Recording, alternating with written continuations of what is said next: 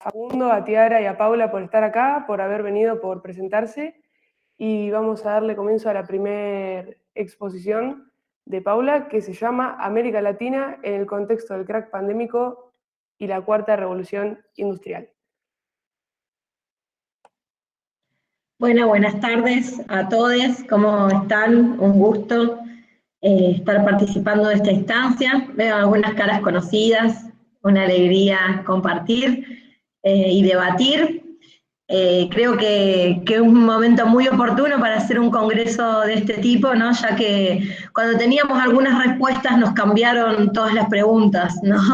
Creo que un poco la presentación va en relación a eso, cómo cuando veníamos teniendo claro el escenario de multipolarismo relativo hacia el cual el mundo parecía tender, aparece, bueno, esta pandemia que el planteo que voy a hacer ahora en la presentación, les voy adelantando, tiene que ver con precisamente el aceleramiento de algunos tiempos que ya se venían dando en relación a los procesos productivos, sobre todo a las relaciones sociales de producción, a la digitalización de la economía, ¿no? Que tiene que ver con bueno, todo el desarrollo, el salto tecnológico que se dio con la cuarta revolución industrial, cambió por completo las reglas del juego, y bueno, de alguna manera las plataformas ya eran parte de nuestra vida, era algo conocido, coloquial, pero desde que apareció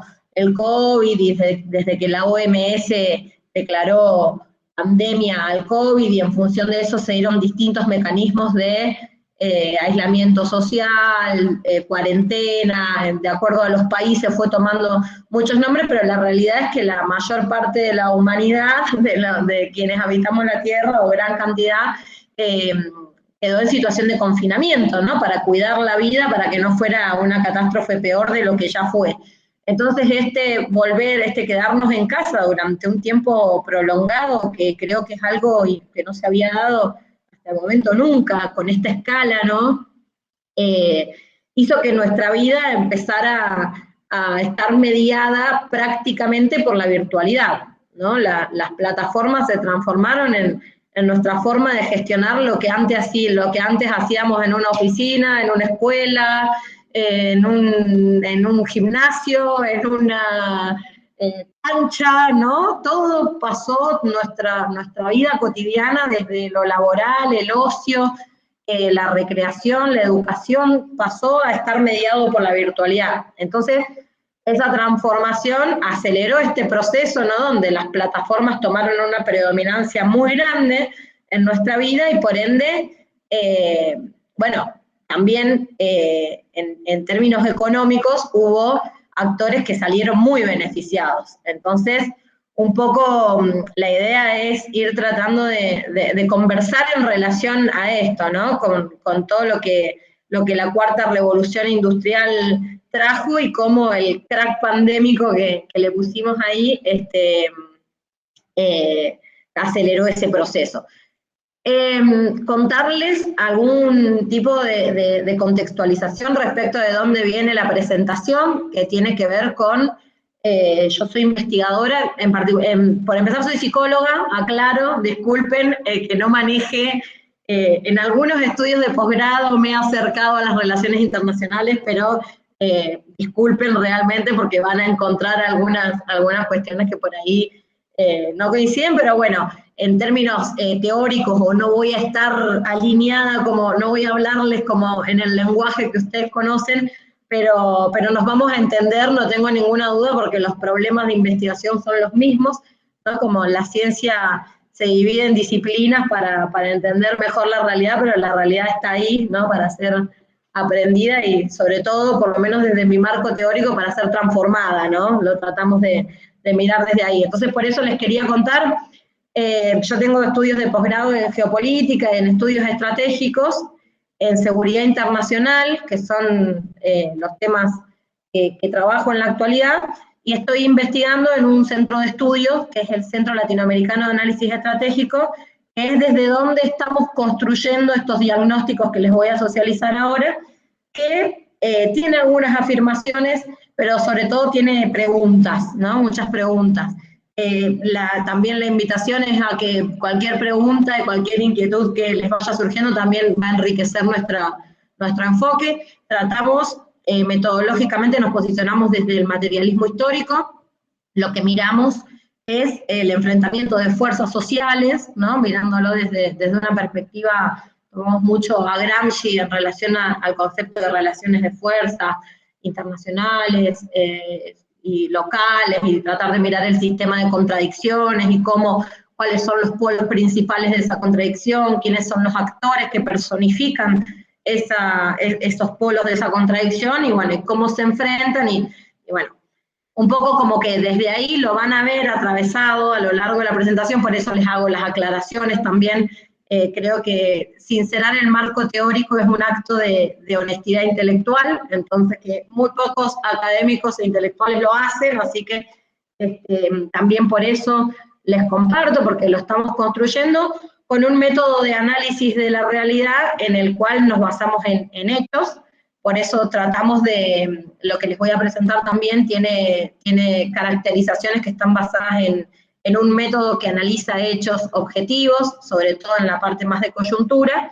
Y bueno, un poco quería hacerles esas aclaraciones en principio, porque me decía Cande, que bueno, gracias por la invitación, Cande, aprovecho, que son muchos estudiantes, que la mayoría son estudiantes, entonces me parece de paso interesante aprovechar para reflexionar sobre el aspecto metodológico, ¿no? La metodología de la investigación en ciencias sociales y particularmente en relaciones internacionales y en geopolítica.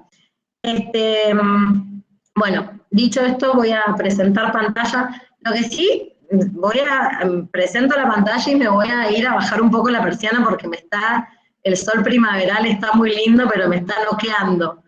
Así que voy a poner la pantalla y voy a bajar la persiana. Disculpen que no me di cuenta antes.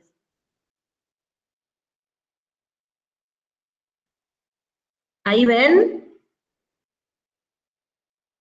Sí, ahí está apareciendo. Ahí está. Bueno. Ahora sí, voy a cerrar la persiana.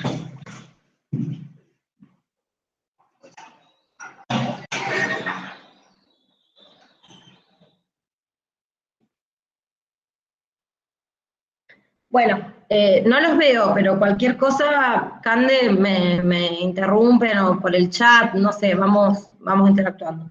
Dale. Voy a tratar de hablar más o menos unos 20 minutos o menos, así no se hace tan largo. ¿Está bien? Doy por hecho que sí. Bueno, un poco esto era lo que les comentaba al principio, lo miramos desde los actores que se enfrentan en el mundo, que son los actores monopólicos, ¿no? En la órbita de la economía y de la política y de la estrategia, pero son los sectores concentrados que han logrado mantener la hegemonía dentro de un sistema de relaciones sociales de producción, que es el sistema capitalista. Y bueno, lo que vamos a mirar es cómo se desarrolla ese enfrentamiento en este último tiempo, particularmente posterior a la pandemia, a lo que fue el crash pandémico que le decimos.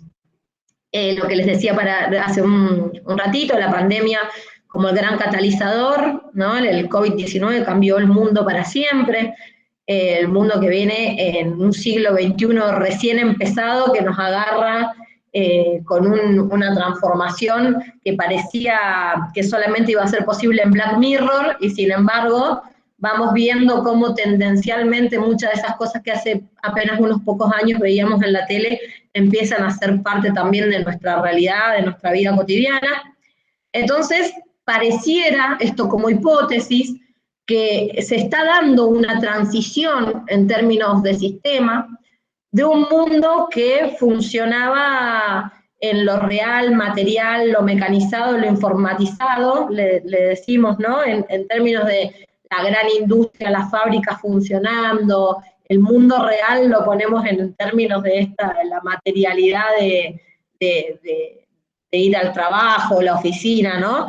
y basado en la energía fósil, ¿no? Por eso en su momento las grandes disputas sobre el petróleo en el mundo y grandes invasiones y todo lo que ha sido la historia de las guerras de Medio Oriente y demás.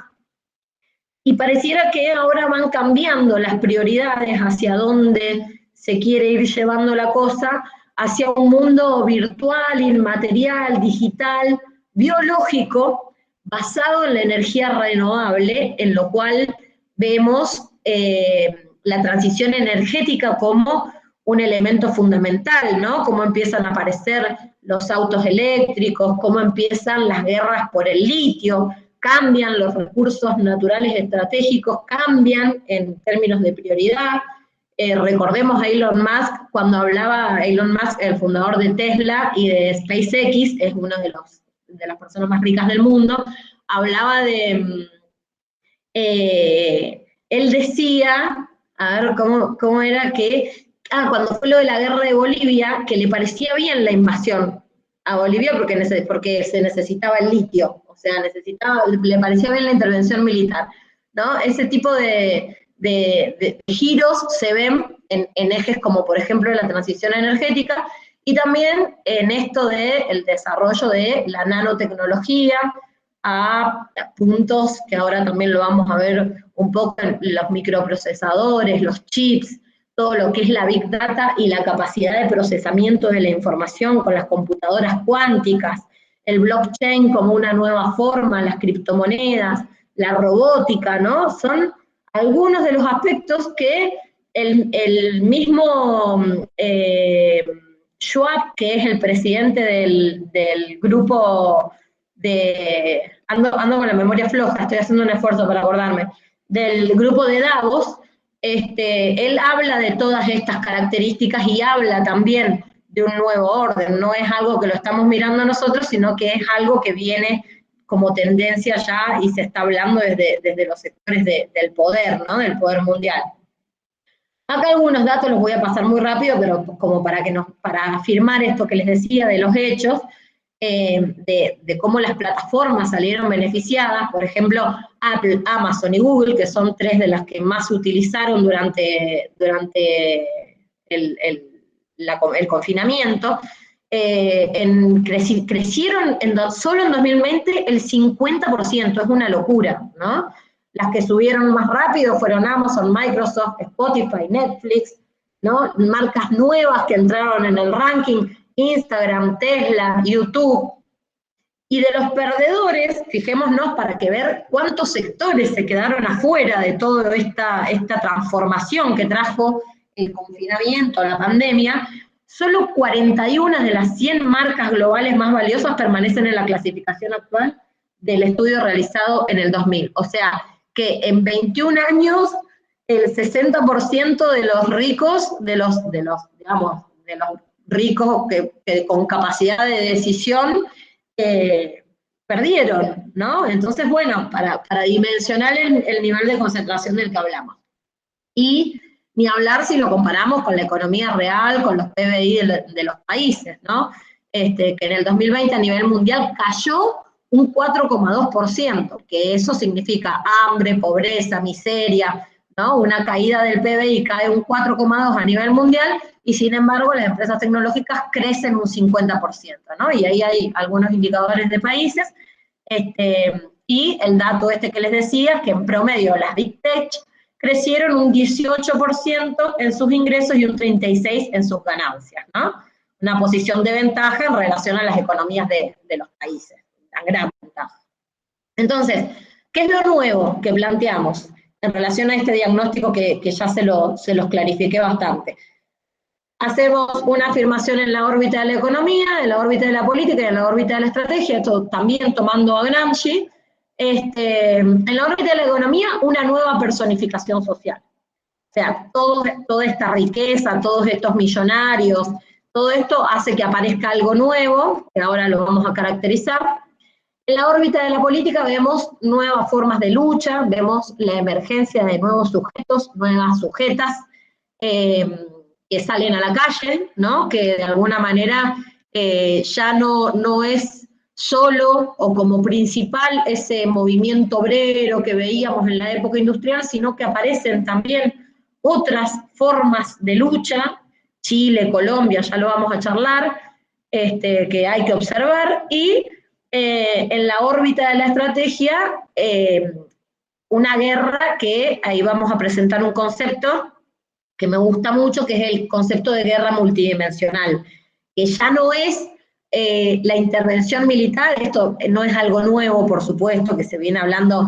Arquilla y Rumsfeld, que eran investigadores del Pentágono, en el 1996 hablan de la guerra en red. O sea, imaginémonos desde hace cuánto que se viene hablando de esto, sino que yo lo planteo como algo que ya se vuelve principal. Ya después de la pandemia deja de ser un aspecto o una dimensión, sino que pasa a ser lo principal y lo ordenador de las relaciones internacionales, de las relaciones sociales. Entonces, el concepto de guerra multidimensional.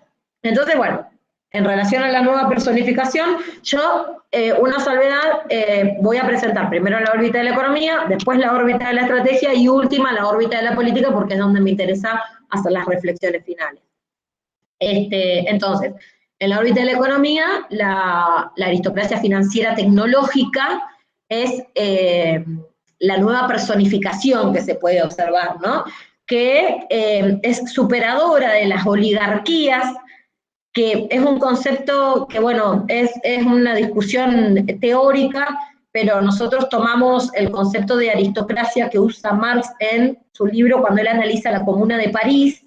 Él habla de una aristocracia financiera que está formada por banqueros que tienden a concentrarse cada vez más, ¿no? Entonces es como que implica mayor concentración oligarquía que aristocracia, para no entrar en sutilezas, ¿no? Por lo menos desde la perspectiva desde donde lo hemos enfocado, esa es la lectura y eso es lo que queremos decir en relación a esta nueva personificación.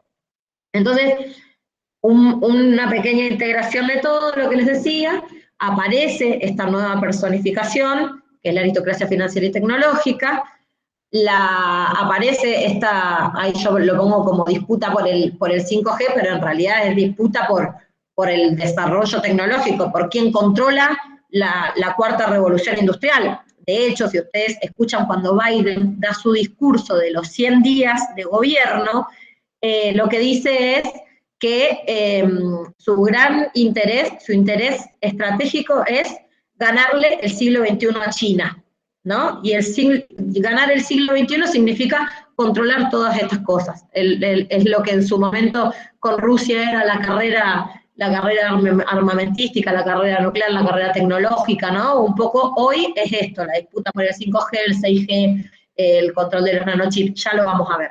Entonces, un nuevo orden mundial en el concepto, en el contexto de una guerra multidimensional, y algo que no podemos dejar de mirar es, por lo menos desde el lugar de este lugar de la investigación, es que esto deja fuera mucha gente, muchísima gente, y genera un proceso, y se aceleró en la pandemia un proceso de expulsión de trabajadores de la economía formal y de sobreproducción de mercancía fuerza de trabajo, o sobra gente, sobra mano de obra, ¿no? Que esto lo dijo el Papa Francisco, no es algo que tampoco lo estamos inventando. Entonces, para más o menos darse una idea de cuando decimos aristocracia financiera y tecnológica, ¿a qué nos referimos? Acá están, en la órbita de la economía, los actores, ¿no? De los principales aspectos que están en disputa para controlar ese tiempo, para ganar el siglo XXI, en palabras de Biden, que son los chips y semiconductores, la industria aeroespacial, inteligencia artificial y dispositivos, bio y nanotecnología, plataformas y conectividad. Entonces ahí vemos, y estas son las principales empresas que tienen algo llamativo, porque esta nueva personificación tiene algo llamativo. Esto es lo que tiene de llamativo. Que todas esas empresas que les nombré acá, Amazon, Intel, no importa si es China o si es norteamericana, eso es importante tenerlo en cuenta. Perdón, Paula, ahí te escribió una de las chicas por el chat, pero no sé si lo viste, que la diapositiva... No, es que no veo. Te quedó en la diapositiva 1, quizás se te tildó, nunca pasó de diapositiva. No me digas, me quiero morir. No pasa nada, la explicación viene bien, pero bueno, por ahí para... Ay, qué lástima, che. Bueno, ¿y no ven mi pantalla ustedes? Ahora sí, ahora se actualizó, está perfecto. Bueno, entonces la voy a dejar ahí, para que no, bueno, menos mal porque llega la parte que les voy a mostrar los cuadros y esto es lo importante. Esto, ahí están viendo, ¿no? Lo que les decía, esto es lo que me gustaría que vean, dentro de todos los aspectos, las empresas, ¿no? Que son tanto chinas, como obviamente son capitales de distintos lugares, fundamentalmente los capitales tienen ese origen. Y acá está lo que yo les quiero mostrar, que creo que es lo que explica por qué es una nueva aristocracia financiera, que es que esas empresas tecnológicas, y no agregué el cuadro de las empresas chinas, pero en el caso chino pasa lo mismo, estos fondos de inversión, Vanguard, BlackRock, State Street y Fidelity, entre otros, tienen porcentajes y tienen acciones de oro en las empresas tecnológicas.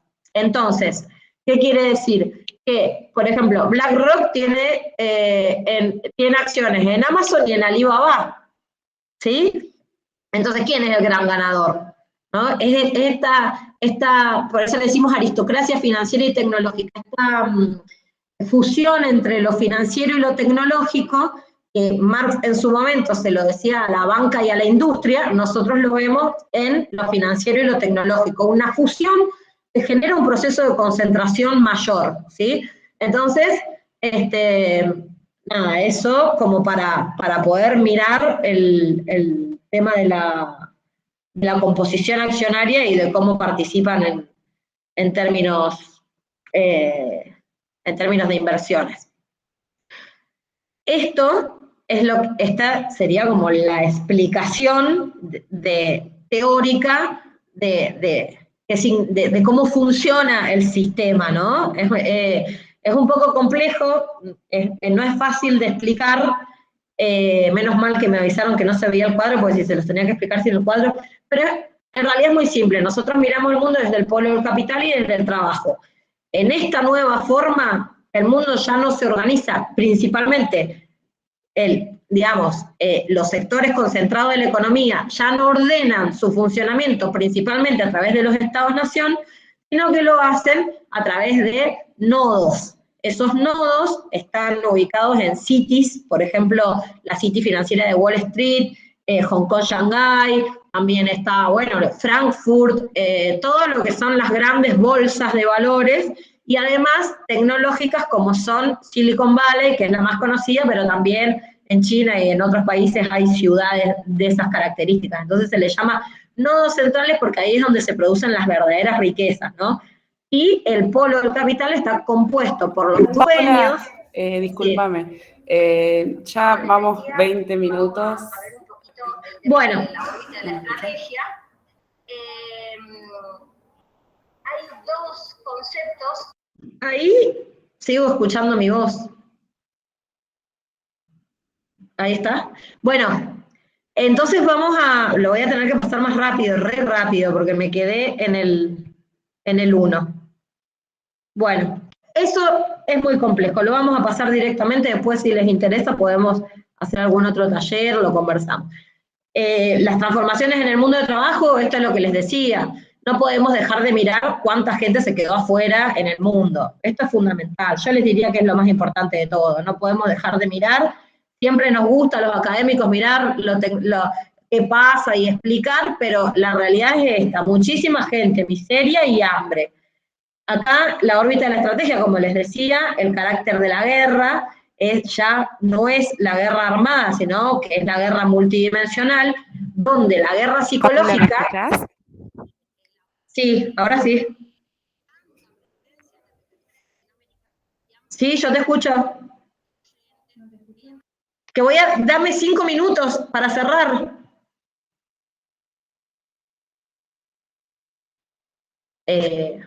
¿Sigo? Las chicas ahí que tienen cámara me dicen que sí, así que yo sigo. El concepto de guerra multidimensional, donde la guerra psicológica adquiere una nueva centralidad, la batalla por las mentes, y en ese sentido las plataformas toman mucha importancia en lo que es la construcción de subjetividad, los conglomerados mediáticos y digitales pasan a ser los nuevos misiles, ¿no? Ahí había algunos conceptos de guerra multidimensional, de dónde saco ese concepto, y la importancia del territorio virtual donde finalmente nos terminamos hablando entre nosotros mismos en comunidades homogéneas de interés y donde aparecen prácticas como el storytelling o las fake news, que son formas o de sensibilizar o de crear realidades, mentiras, digamos. Caso emblemático de la guerra multidimensional, Argentina. El ataque a Cristina Fernández de Kirchner es clarísimo y se puede ver el montaje, en el aspecto judicial por el montaje de las causas, el electoral, todo lo que es la campaña de la Revolución de la Alegría, Cambridge Analytica, todo lo que fue, la campaña de Macri me parece que es lo más claro, mediática, la satanización, la criminalización, económica, endeudamiento, fuga, psicológica, ni hablar de cómo sembraron el malestar durante la pandemia, ¿no? Se usa muy fuerte para golpear sobre fuerzas sociales en particular. Para pensar la región, bueno, esto lo voy a hacer muy simple, hay que mirar lo que está pasando en términos de luchas, el ciclo progresista pasó, es muy difícil volver a pensar la integración regional desde los Estados-nación, lamentablemente mi diagnóstico es ese, hay que seguir apostando a la CELAC, pero por ejemplo que Argentina no haya ido a asumir la presidencia de la CELAC es un hecho que habla del problema de la integración y de la situación en la que estamos, entonces hay que apostar a otras formas de integración, sobre todo en términos de lo que les decía, desde donde yo me posiciono, que es desde la clase trabajadora, que es quien peor va sacando las condiciones en esta situación y en estas transformaciones. Entonces, procesos insurreccionales, como el que está viendo en Colombia, el que hay en Chile, la primera línea, las líneas, que eso ya viene también de Hong Kong como forma de lucha, hay levantamientos en Haití, el feminismo fundamental, clave, necesario de investigar, de conocer y de militar, por supuesto, como una sujeta que emerge también de lo más expropiado de su subjetividad y de su cuerpo, como la mujer emerge y sale a la calle muy decidida y muy firme a ponerse como vanguardia. De hecho, en este proceso de pandemia, el feminismo fue quien se sostuvo en la calle y la principal situación de calle que tuvo la Argentina en estos 2 años fue la lucha por la despenalización del aborto, además de las movilizaciones de la oposición, que también fueron pero digo, de este lado, yo siempre hablo del lado de los trabajadores, ¿no? Y también, por supuesto, poner en valor los procesos revolucionarios que golpeados, bloqueados y atacados de manera multidimensional se sostienen y generan procesos de mejores condiciones y mejores derechos, y enfrente una derecha que se organiza, peligrosa, empieza a tener las mismas consignas en toda Latinoamérica, que la vemos en Ecuador muy fuerte, la vimos jugando en Perú en todo este proceso después de la victoria de Castillo en el nombramiento del gabinete, en Colombia, en Chile, es donde tienen construido su columna vertebral, en Argentina, miremos las elecciones de Milei, digo, una derecha muy fuerte para también reflexionar.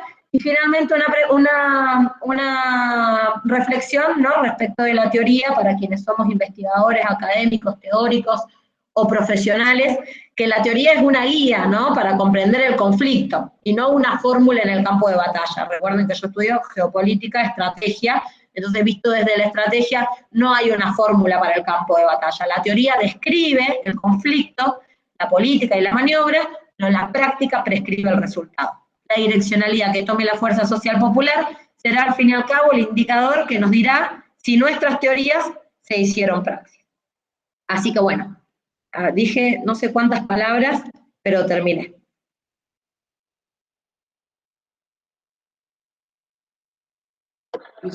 Hola, Pau. ¿Se me escucha o no se me escucha? Ah, sí. Bien. Porque quise hablar en el medio y pensé que no se escuchaba nada. Bueno, Sí, muchas gracias. yo me callé para escucharte, pero no te escuchaba. Claro, sí, me parecía. Bien, loca no estoy. Bueno, muchas gracias, me encanta y te lo dije ya en el seminario de coyuntura, pero te lo vuelvo a repetir, hay que apostar todos los movimientos populares que somos nosotros y nosotras y no dejar que avance el neoliberalismo tanto en nuestro país, hasta en nuestras universidades, y antes que nada en nuestra región, en Latinoamérica. Así que nada, muchas gracias, Pau, por haber venido.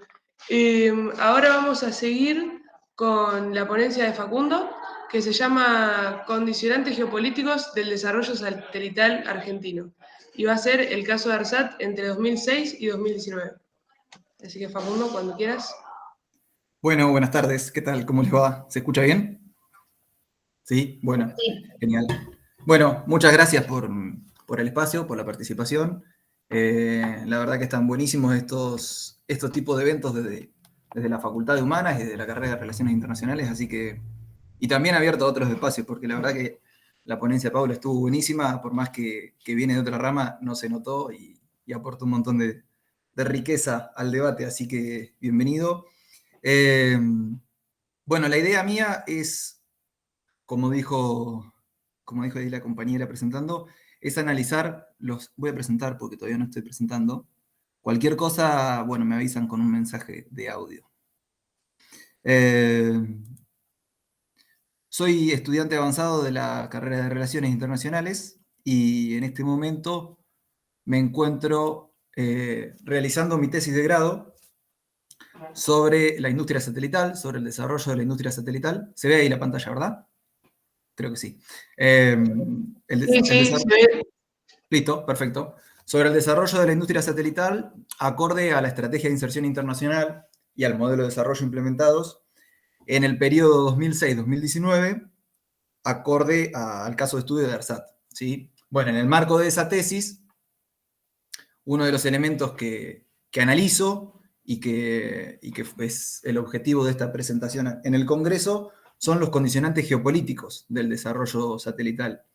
En tal caso, utilizo como marco teórico la clasificación del Sistema Internacional de Immanuel Wallerstein, una clasificación de 3 tipos de estados o de unidades, que serían los estados centrales, los periféricos y los semiperiféricos, considerando a los estados centrales como esos estados de mayor desarrollo, de mayor poderío económico, militar, científico, tecnológico.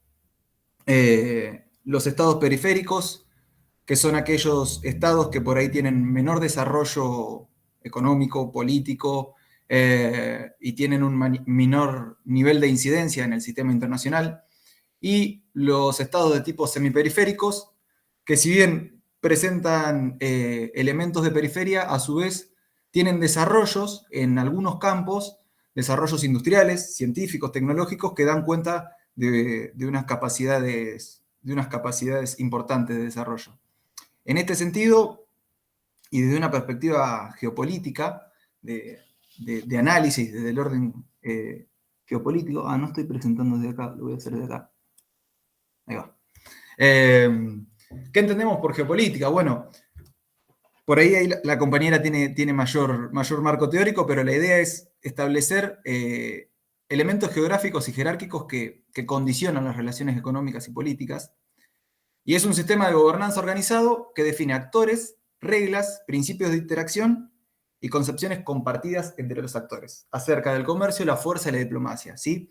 Desde esta noción de Agnew y Stewart, del orden geopolítico, de cómo se configura el orden geopolítico, un elemento que es importante analizar es que el elemento jerárquico dentro de un orden geopolítico está establecido por la relación capital-trabajo, ¿sí? O por la división internacional del trabajo, donde queda establecido quién produce qué cosas y en qué condiciones, quién se beneficia y en qué margen, y cómo se determinan las condiciones de intercambio y los flujos de valor. Y se establece qué estados tienen la capacidad de desarrollar determinados desarrollos científicos, tecnológicos, y cuáles, como puede ser un satélite geoestacionario, y cuáles deben comprar los servicios de uno ajeno, ¿sí? Este es el marco teórico desde el cual yo analizo la investigación, y en tal sentido es importante señalar que desde el orden geopolítico los países centrales buscan hacerse con el dominio exclusivo de lo que son sectores estratégicos. Entendemos sectores estratégicos de ciencia y tecnología, aquellos que son intensivos en capital y conocimiento, aquellos que tienen mayor valor agregado. Y entonces buscan reservarse el desarrollo exclusivo de esos sectores, como puede ser la industria satelital, la industria nuclear, y miran con recelo cualquier participación en esos campos de parte de países periféricos o semiperiféricos. Entonces, cualquier participación de este tipo va a ser entendida como peligrosa, proliferadora o desestabilizadora del orden imperante, ¿sí? Facundo, Sí. discúlpame, pero a vos también te quedó la diapositiva tildada en la primera página. Te aviso Bueno, buenísimo, buenísimo. A quizás ver, voy a si dejar de movés algo. compartir. Discúlpame. No, está genial que me digan. A ver. Voy a presentar otra vez pantalla, entonces.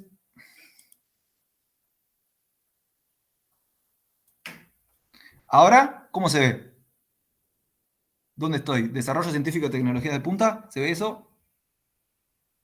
Sí. ¿Sí? Bien, entonces me parece que es por la presentación.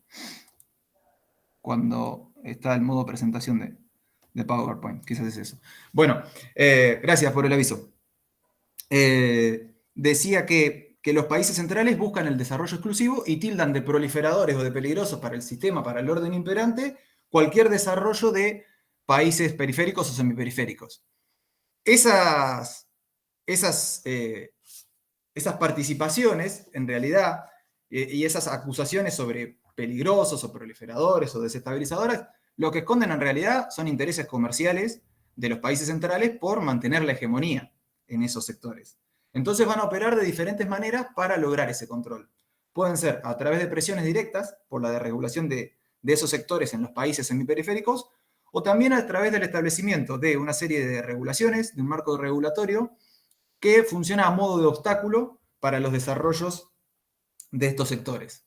Y ahí utilizo el término de colonialismo regulatorio que utiliza Diego Hurtado, que es un especialista en el área, vinculado al desarrollo nuclear, pero también especializándose en el desarrollo satelital desde hace un tiempo, para analizar estos marcos regulatorios que impiden el desarrollo estratégico de países semiperiféricos. Entonces, si tenemos en cuenta esto, pero a su vez entendemos que el desarrollo científico-tecnológico de tecnologías de punta, de sectores estratégicos, funciona como un recurso de poder fundamental para los países de semiperiferia, puesto que les confiere reconocimientos e insumos para la negociación internacional. Y si entendemos que la estrategia de inserción internacional, en tanto un conjunto de políticas implementadas por la dirigencia de un Estado para cambiar o preservar las condiciones del contexto internacional, con el objetivo declarado de defender los intereses de desarrollo y los valores de ese Estado y crear condiciones favorables para su estrategia de desarrollo vigente, podemos decir que el desarrollo científico-tecnológico de sectores estratégicos en un contexto de semiperiferia puede ser analizado a través de la relación agencia-estructura. ¿En qué sentido? Bueno, lo que intento analizar yo, o lo que creo que es importante analizar, es cuál es la capacidad de agencia que tiene un país no central, un Estado no central, para llevar adelante una estrategia de inserción internacional acorde a su modelo de desarrollo y acorde a sus intereses. Desde este lado yo analizo ARSAT, ¿sí? Entonces, lo primero que me parece importante analizar, que por ahí no lo... Y ahí hay que tener en cuenta dos cosas. Desde una estrategia de inserción internacional autonomista, lo que se va a promover es vínculos diversificados, establecimiento de relaciones con países de similares condiciones, y todo en busca de lograr una mayor autonomía respecto de los centros tradicionales de poder y de los actores hegemónicos, ¿sí? Y esa inserción internacional lo que va a buscar es rever el rol de productor primario que la División Internacional de Trabajo entiende para los países de semiperiferia. Por el contrario, una estrategia de inserción internacional dependentista lo que va a buscar es el estrechamiento de relaciones con esos sectores tradicionales, con esos centros tradicionales, esos actores centrales, lo que en definitiva implica la aceptación del rol de productor primario que la División Internacional de Trabajo confiere a los países de semiperiferia. Entonces, en ese interés, lo que van a buscar es reducir los conflictos de intereses con los actores centrales, con los estados centrales, especialmente en aquellas áreas donde tienen especial interés. Bien, teniendo en cuenta esto, y a partir del caso de estudio de ARSAT, brevemente, previo al lanzamiento de ARSAT, ARSAT fue constituido en 2006 a través de una ley que estableció el Congreso Nacional, por orden del gobierno nacional de ese entonces de Néstor Kirchner, que viene a suplantar a una empresa anterior de tipo privada, que fue Nahuelsat, la empresa que estuvo a cargo de las posiciones satelitales, de las posiciones geoestacionarias que tenía asignada la Argentina por la Unión Internacional de Telecomunicaciones, que es un organismo perteneciente a la ONU. Durante la década del 90, Nahuelsat estuvo al control de estas posiciones geoestacionarias, ¿sí? Bueno, el desempeño, al igual que en otras áreas de tipo estatal o de tipo de control soberano, fue totalmente en detrimento de los intereses nacionales, ¿sí?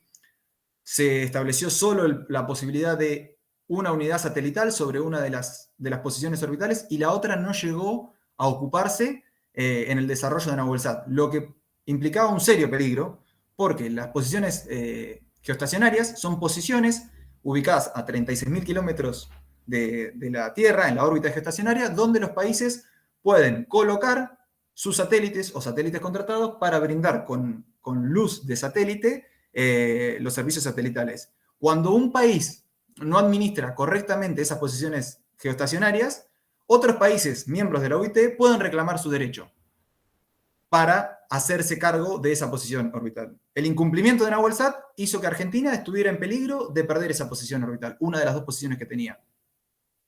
Bueno, el gobierno nacional de Néstor Kirchner cancela el contrato con Nahuelsat, contrata un satélite extranjero para ocupar esa posición y no perder soberanía sobre esa posición, se lanza al desarrollo de una empresa estatal que estuviera a cargo del control de estas posiciones orbitales. Se crea ARSAT en el 2006. En el 2007 se crea el Sistema Satelital Geoestacionario Argentino de Telecomunicaciones, que promueve la creación de 2 unidades satelitales geoestacionarias para ocupar, en primer lugar, estas 2 posiciones que hablamos, que son la 72 oeste y la 81 oeste. Se logra, lo digo a modo de repaso y de punteo para no extenderme, cualquier cosa que quieran profundizar después lo charlamos. Se logra la creación de CEATSA, que es el Centro de Ensayos de Alta Tecnología, que está lindante en la empresa INVAP, que está situada en Bariloche. Para quienes no fueron y tienen la oportunidad de visitar Bariloche, háganlo en algún momento, es un desarrollo increíble, y CEATSA está en las mismas instalaciones, y es un centro de ensayos de alta tecnología donde las unidades satelitales son sometidas a las mismas condiciones que van a ver luego en la órbita geoestacionaria, ¿sí? Desde calor, humedad, vibraciones. Bueno, en el 2014 se lanza ARSAT 1, en el 2015 se lanza ARSAT 2, se establece por ley nacional la Ley de Desarrollo de Industria Satelital, en el 2015, que contempla, entre otros elementos, el Plan Satelital Geoestacionario 2015-2035. Un plan satelital con una visión de 20 años, con 8 satélites geoestacionarios planificados, ¿sí? Y todos estos elementos dan cuenta de poder elevar a la política, al rango de política de Estado, el desarrollo de la industria satelital. Todo esto enmarcado ¿en qué? Todo esto enmarcado en una estrategia de inserción internacional autonomista, que bregaba por esto que decía anteriormente, de lograr una autonomía de los centros tradicionales de poder. ¿Para qué? Para establecer una estrategia que permitiera llevar adelante un modelo de desarrollo acorde a los intereses nacionales, ¿sí?, del país.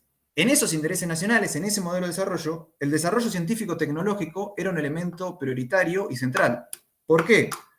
Porque es una herramienta que permite generar producciones de valor agregado. De valor agregado en tanto promotor de crecimiento y en tanto reductor de desigualdades económicas, políticas y sociales al interior del país. En ese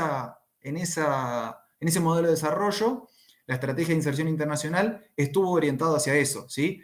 Y todas las acciones de política exterior estuvieron orientadas a lograr una autonomía que permitiera la implementación de esa estrategia de inserción internacional y ese modelo de desarrollo. Y el desarrollo científico-tecnológico era un elemento prioritario. En el 2015, con la llegada al gobierno de la coalición de Cambiemos, representó la implementación de una estrategia de inserción internacional dependentista. Otra vez, como en la década del 90 a través del realismo periférico, el estrechamiento de relaciones con los actores centrales, ¿sí? Y esos actores centrales, esa estrategia de inserción internacional dependentista, implicó también el retorno del neoliberalismo, de un neoliberalismo semiperiférico, totalmente dependiente, vinculado principalmente a las producciones primarias, a la desregulación financiera y a la liberalización del sector financiero.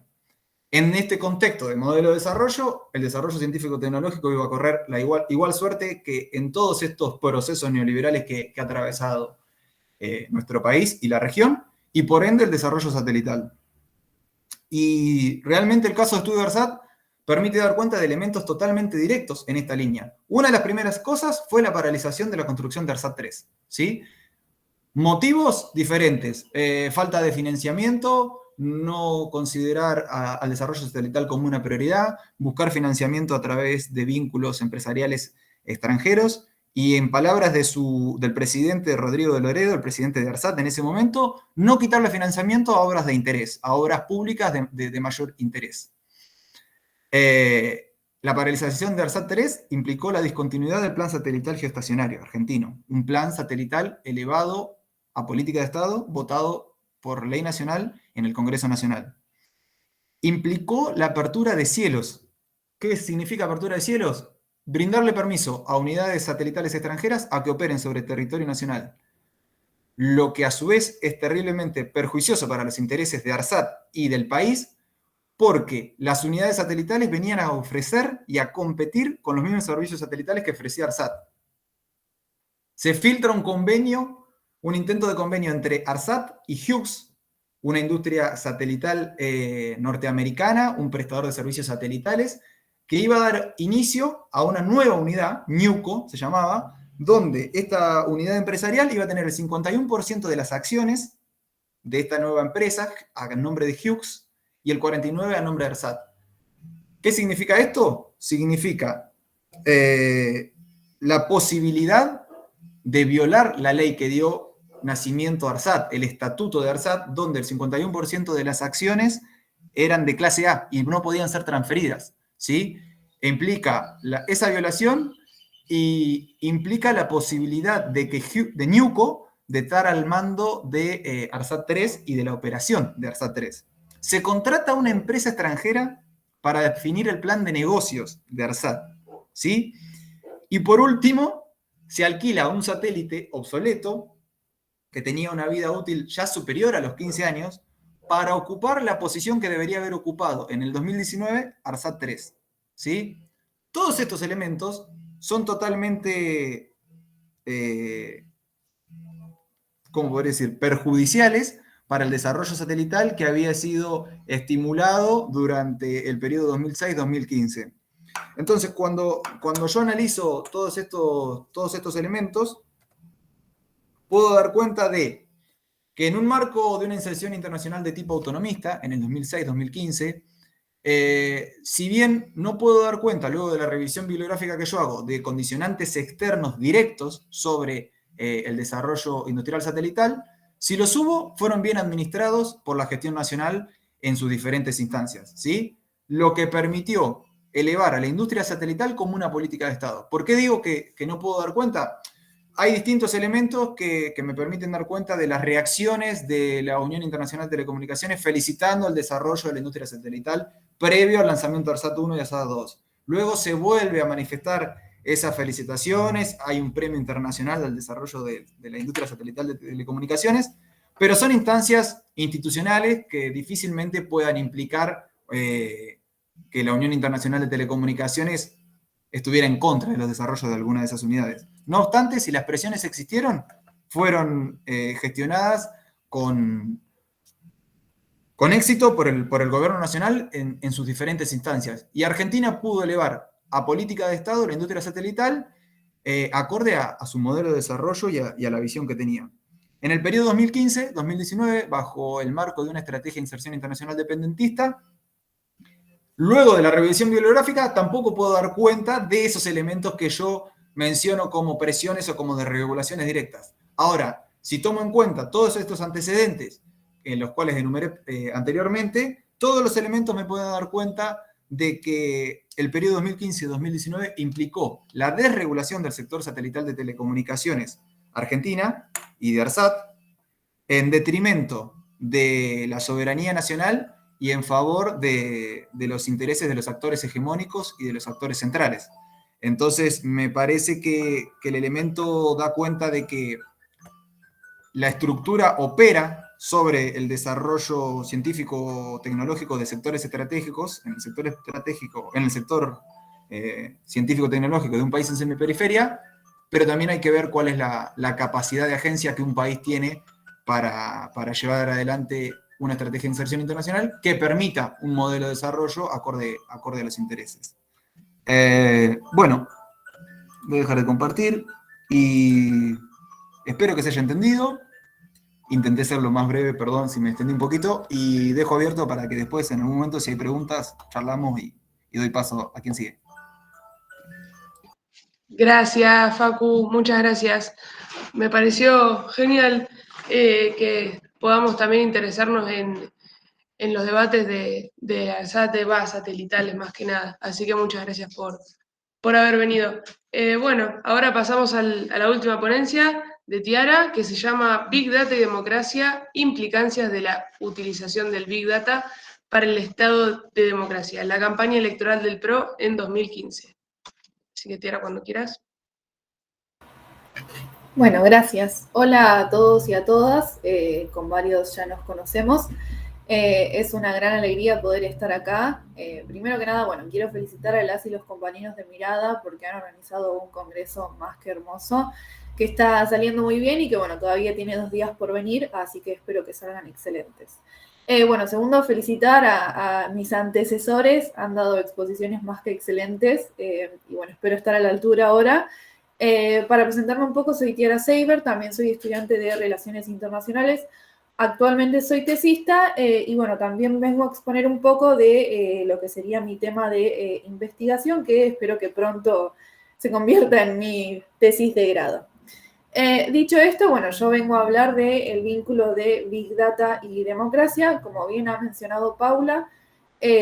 Últimamente, en las últimas décadas, ha sido más que evidente la evolución y el crecimiento que han tenido las tecnologías, que, bueno, han conquistado todos los espacios de nuestra vida y que esto ha permitido que el Big Data sea un concepto que cada vez ha cobrado más relevancia y que todos seguramente hemos escuchado en algún momento o tocado de oído. En ese sentido, bueno, la relevancia de este fenómeno es que tiene muchas ventajas y posibilidades y que se puede aplicar en una gran diversidad de ámbitos sumamente amplios, pero que, bueno, también ha tenido ciertas repercusiones o implicancias que muchas veces no son tan benéficas o que quizás deberían ser investigadas más en profundidad para poder tener un análisis o una visión concreta de cuáles son sus repercusiones. En ese sentido, yo pienso centrarme en lo que es un contexto de relaciones internacionales en los que se ha observado a lo largo del mundo la utilización del Big Data en el desarrollo de campañas electorales en una gran diversidad de países y en las cuales muchas veces ha intervenido Cambridge Analytica, que Paula lo mencionaba, que bueno, es muy, muy interesante, pero no es en lo que yo me voy a centrar ahora. Yo me voy a centrar puntualmente en lo que es la campaña electoral del Partido Republicano en Argentina, en las elecciones presidenciales del 2015. Bueno, puntualmente porque este fue el primer partido en Argentina que implementó esta estrategia y que por eso resulta novedosa y que ha dejado ciertos interrogantes o ciertos hilos para repensar estas cuestiones que estaría bueno que se tengan en cuenta. Dicho sea esto, primero hago una aclaración y es que acá el objetivo no es hacer valoraciones éticas sobre esta cuestión y sobre esta campaña política, sino más bien hacer un análisis de la misma y plantear ciertos interrogantes como para pensar cuál es el vínculo entre el Big Data y la democracia en general con la política y con las campañas políticas. Dicho esto, voy a empezar. Primero, obviamente, corresponde cuestionarnos qué es el Big Data. El pequeño gran problema de esta pregunta es que no existe una respuesta. El Big Data no es un concepto que tenga una definición única o universal, sino que más bien es un concepto que suele variar siendo definido por diversas autoras o autoras, dependiendo de la disciplina o del ámbito desde el que se suele definir, de los aspectos o de las características que se tomen en cuenta. En base a esto, yo decidí adoptar la definición de las autoras Ardini y Mirad, que lo que hacen es plantear que la caracterización del Big Data se asienta en la diversidad, complejidad y volumen de los datos que se están generando, almacenando y analizando en la actualidad y en los dispositivos tecnológicos necesarios tanto para su análisis como para su gestión. Obviamente hay diversas cuestiones a analizar de esta definición. Yo voy a centrarme en lo que se denomina como el tratamiento y análisis de los datos. En líneas generales, entonces podríamos decir que la alternativa española del Big Data sería macrodatos o inteligencia de datos. Estos se producen en el ciberespacio y suelen ser producidos tanto por usuarios, digo, por personas que navegan por internet, que ingresan a su home banking, que buscan un punto geográfico en el GPS, no sé, que navegan por Mercado Libre, por ejemplo, pero también son datos producidos por los dispositivos tecnológicos, lo cual se denomina Internet de las Cosas y que cada vez más se ha desarrollado con el tiempo. Digo, hoy en día las heladeras que tienen conexión a Internet generan datos. Y lo importante de todos estos datos es que toda la actividad que nosotros desarrollamos y hacemos en el ciberespacio va dejando rastros que se denominan huellas digitales. Ahora bien, nosotros estamos hablando de todo esto, pero estamos hablando de datos. En sí, son datos que están en crudo, digamos, que no tienen connotación alguna. Entonces yo decido centrarme en lo que se denomina el tratamiento y el análisis del Big Data porque es lo que nos permite, a través de procesamientos y tratamientos de dichos datos, transformar los mismos en información concreta que nos pueda dar una mejor mirada sobre lo que queremos analizar, se podría decir. Este proceso se denomina delimitación ex post y es un gran debate, se podría decir, en esta temática porque hay muchos autores que dicen, bueno, hablamos de Big Data o de análisis de Big Data, pero bueno, es otra cuestión que no voy a trabajar acá.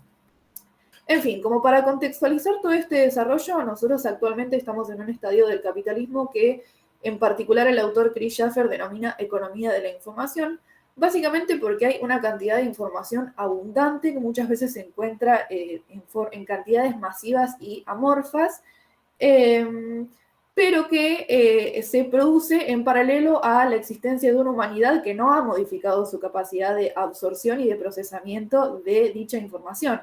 Entonces existe una cantidad enorme de información que nosotros no podemos procesar. ¿Qué sucede con eso? Muchas veces hay plataformas, por ejemplo, de redes sociales o de streaming que trabajan con captar nuestra atención, entonces buscan las diferentes formas de desarrollar herramientas o técnicas para lograrlo. Un ejemplo claro son las redes sociales, por ejemplo, Twitter. ¿Cómo se logra captar nuestra atención? A través de, por ejemplo, los algoritmos, que son herramientas que lo que hacen es transformar, estos datos en información concreta sobre sus diversos usuarios y generar un contenido personalizado de acuerdo a los gustos y las preferencias de cada usuario y usuaria para captar nuestra atención y que nosotros decidamos consumir esa plataforma. Ejemplo, creo que la mayoría de acá usamos Netflix y hemos visto que Netflix nos brinda contenido de acuerdo a lo que a nosotros nos gusta o a lo que hemos visto. El problema de este algoritmo es que si bien está buenísimo que nos pueda brindar contenido personalizado a lo que nosotros queremos consumir, es que para esto necesita como alimentarse de nuestros gustos y preferencias. El problema es que al alimentarse de esto también se está alimentando de lo que son nuestros sesgos, es decir, nuestros prejuicios.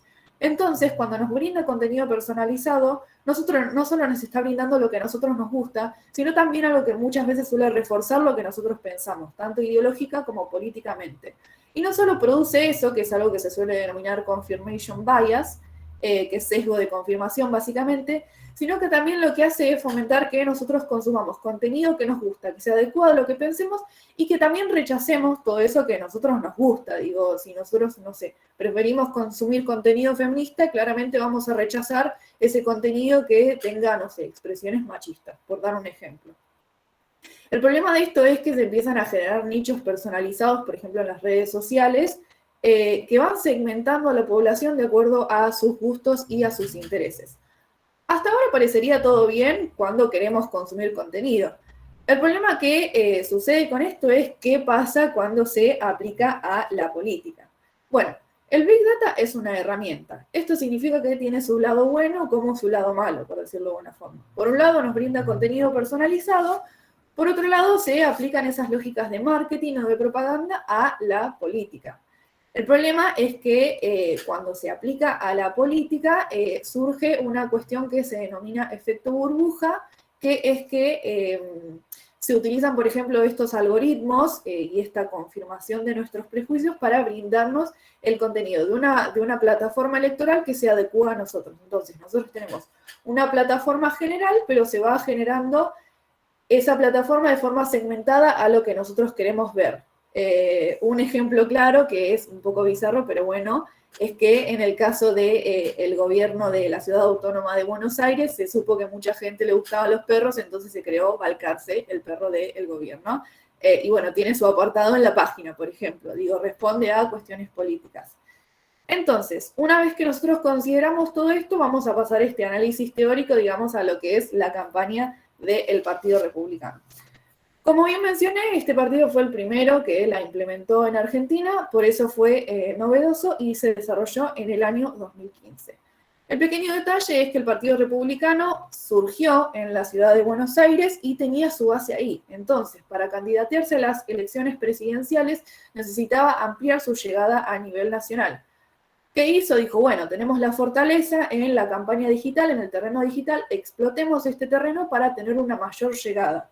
Entonces, priorizó también, desarrolló una campaña política que tuvo dos facetas, se podría decir, la online y la offline. La offline se podría decir que es la tradicional, pero en la online ellos tenían mayor fortaleza, entonces priorizaron esta faceta. ¿Cómo lo hicieron? Bueno, usaron diferentes herramientas. La principal fue Facebook, porque Facebook es la red social más utilizada en Argentina, cuenta con un gran número de usuarios y usuarias. Todos tenemos Facebook, obviamente, acá. Y lo que está bueno de Facebook es que no solo es usado por una gran cantidad de gente, sino que también tienen la posibilidad de brindar publicidad microsegmentada. Es decir, eso que nosotros queremos hacer, ya Facebook lo hace por nosotros. Es decir, esto lo declaraba, por ejemplo, una persona que fue parte del equipo de la campaña electoral del PRO, que se llama Guillermo Bagni, que lo que planteaba que era la ventaja de Facebook es que nos segmentaba el público, por ejemplo, de acuerdo a su ubicación, de acuerdo a sus datos demográficos, de acuerdo a sus intereses y demás cuestiones. Entonces, por un lado, el PRO utiliza Facebook para brindar publicidad microsegmentada. ¿Cómo se hace esto? Bueno, a través de la creación de diferentes páginas satélites que buscaban apuntar y generar una mayor recepción de acuerdo a los gustos y las preferencias de cada usuario, teniendo en cuenta lo que ellos querían proponer, es decir, se enviaba un mensaje personalizado, cosa de que tuviera una mayor efectividad para captar la atención de quien lo recibía. En segundo lugar, a través de Facebook se implementó un programa que se llama Movilización Digital, que lo que buscaba era como utilizar Facebook como una plataforma para generar un supuesto voluntariado que lograra sopesar esa falta de militantes o de cuerpos, se podría decir, que le faltaba al PRO a nivel nacional. Entonces, lo que se hizo básicamente es, se difunde un mensaje en el que se pide voluntarios, como que se incita a la gente o se busca que se suma a ser parte del cambio, y lo que buscaban era a través de Facebook que se sumaran a través del sitio web oficial y que a su vez lo difundieran con sus amigos y contactos. El pequeño detalle de esto es que cuando nosotros a veces acordamos en estas cosas, no solo estamos dando nuestra información personal, nuestro perfil, sino que también estamos dando la información personal de nuestros amigos, que es un pequeño detalle que a veces no sabemos y que muchas veces está en los términos y condiciones. Dicha estrategia claramente fue muy exitosa, y así lo demuestran los números, porque fueron alrededor de 350.238 personas las que se sumaron al voluntariado a lo largo de todo el país, que para ponerlo en perspectiva es el 92% de la población activa de Facebook Argentina y que equivale en porcentaje a 26,1 millones de personas. Claramente es una herramienta muy importante.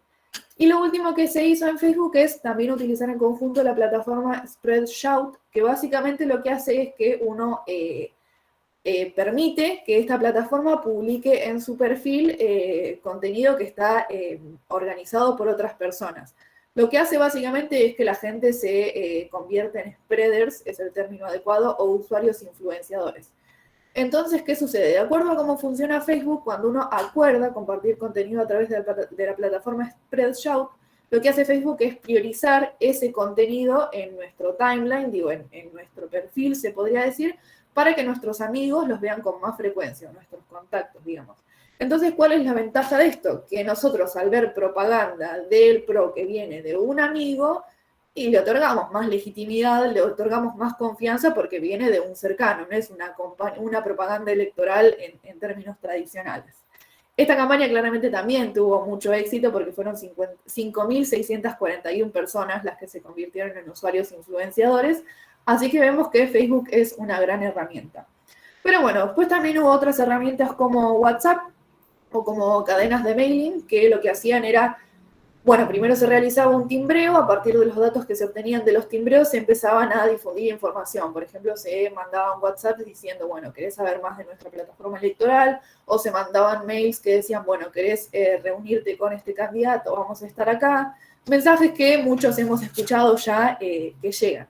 Entonces, bueno, vemos que a través de estas plataformas y estas redes sociales, lo que se buscaba no solo era brindar publicidad microsegmentada, que en muchos casos se volvía más legítima y confiable porque venía de quien conocemos, sino que también permitió ampliar esa red nacional de voluntarios, como ellos lo denominan, a lo largo del territorio, que apelaba a ese objetivo de, bueno, tener una difusión a nivel nacional.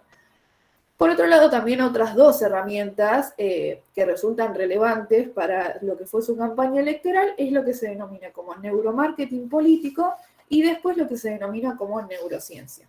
En el caso del neuromarketing político, esto básicamente lo que busca es una estrategia que busca estudiar nuestros gustos, nuestras necesidades, los valores, problemas, deseos, motivaciones y demás. Pero lo relevante y lo destacable de esto es que nos permite obtener información que nosotros no obtendríamos de métodos tradicionales. Digo, si se nos hace una encuesta o se nos pide una valoración, quizás nosotros no la digamos o prefiramos no emitirla, pero a través de este método se pueden sacar esa información que muchas veces es relevante.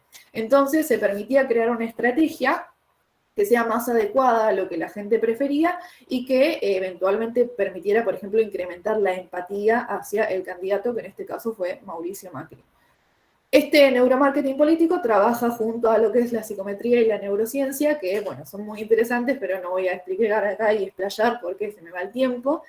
Pero bueno, y después tenemos la neurociencia, que básicamente tuvo como aporte de esta campaña el idear mensajes que a través de la persuasión básicamente lo que hicieran fuera crear lazos de confianza entre el candidato y el electorado, digo, entre Macri y el electorado, y que lo que buscaba era priorizar el desarrollo de eslóganes flexibles, que si bien buscaran representar la principal idea fuerza del partido, que en este caso era el cambio, cambiemos, también fuera como una asociación positiva y una simplicidad que lo permitiera diferenciarse de otra propuesta política. Entonces, básicamente, lo que buscaban estas estrategias era que tuviera una mejor llegada a la campaña política del PRO, básicamente, y de generar más afinidad y más cercanía, se podría decir. Entonces, como para resumir, básicamente, en Argentina desde 1983 se restableció el sistema de gobierno democrático. Uno de los pilares de este sistema democrático son las elecciones que se producen cada 4 años o cada 2, en el caso de las presidenciales cada 4, y para las mismas todos sabemos que es fundamental para poder desarrollar nuestro deber cívico contar con toda la información y el conocimiento necesario para poder ejercer claramente nuestro deber cívico de forma responsable. Digo, nosotros no podemos ir a votar si no tenemos toda la información de una plataforma electoral, por ejemplo. Ahora, ¿el problema cuál es? El problema es que en este caso, digo, nos llegaba la información de la plataforma electoral del PRO, pero nos llegaba de acuerdo a lo que nosotros queríamos ver, o quizás no lo que nosotros queríamos ver porque no éramos conscientes de que se nos estaba segmentando la información, sino lo que se ajustaba a nosotros, digo. En esto profundiza Martin Hilbert, que, bueno, tomo un ejemplo de la campaña de Obama. Digo, si Obama, por ejemplo, tiene 56 propuestas y a vos te gustan 2, bueno, Facebook te va a mostrar 2. En este caso lo que se hacía era lo mismo. Si a vos de la campaña de Macri quizás no te gustaba la totalidad, pero había algo que te gustaba, bueno, se priorizaba información sobre eso.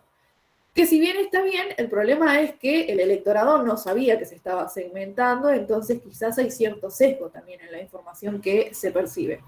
Por otro lado, que muchas veces también para segmentar la publicidad se utilizaron datos que la gente ha brindado y que el voluntariado ha recogido, pero que no fue transparente el partido al comentar para qué se iban a utilizar dichos datos o con qué objetivos. Bueno, y en tercer lugar, toda esta cuestión de la utilización del neuromarketing y de la neurociencia, que si bien parece legítimo, digo, crear la imagen de un candidato y crear un candidato que responda a los gustos y a las preferencias del electorado, creo que está bien, digo, si responde a lo que la población quiere, está bien. El problema es que en este caso la imagen del candidato que se creó es un candidato que apelaba a la emocionalidad. Cualquier spot que veamos del PRO en el 2015 nos lo va a marcar claramente, que tenía una imagen fresca, relajada, accesible, que venía supuestamente del sector privado, que era política, que estaba despolitizado. Que hasta ahí está bien, digo, si se hace un estudio y es lo que la población quiere y prefiere, está excelente, digo, que se responda a esas cuestiones. El problema era que no era la realidad del candidato, digo, Macri no era esa persona, quizás se ajustaba, pero no era lo que estaba mostrando.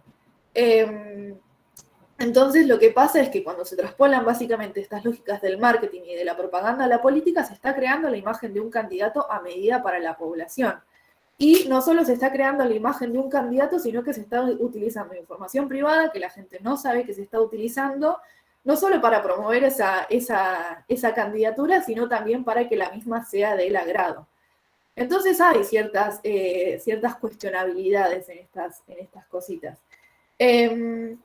Entonces, nada, básicamente lo que yo quería dejar acá como para cerrar esto es un poco que nos cuestionemos y que nos interroguemos de estas prácticas. Digo, ni yo ni nadie creo que tengamos la respuesta para decir, bueno, esto está bien, está mal, sino que lo que me parece y lo que yo concluyo de todo esto es que, bueno, la tecnología ha abarcado todos los aspectos de nuestra vida, la política no ha sido la excepción, y que entonces deberíamos quizás progresar o avanzar en ver cómo esto se utiliza dentro de la política, dentro de las campañas electorales, y ver quizás cómo lo podemos legislar o cómo podemos hacer que esto se haga de forma legítima, digamos, porque no parece muy válido utilizar la información privada de la gente para brindarles cosas que les sean de su gusto y ocultarles cosas que no sean de su gusto.